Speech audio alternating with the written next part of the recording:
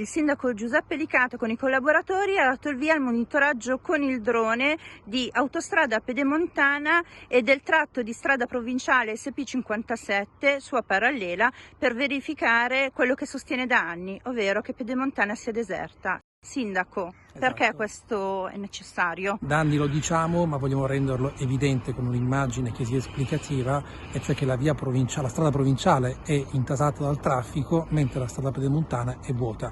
È vuota perché si paga un pedaggio che è il più caro d'Italia, più di €1 per circa 2 chilometri di autostrada. Gli automobilisti scelgono di non percorrerla. Quali sono le ricadute locali a questo punto, che i cittadini hanno già pagato in termini di ambiente durante la costruzione e adesso si trovano ad avere inquinamento?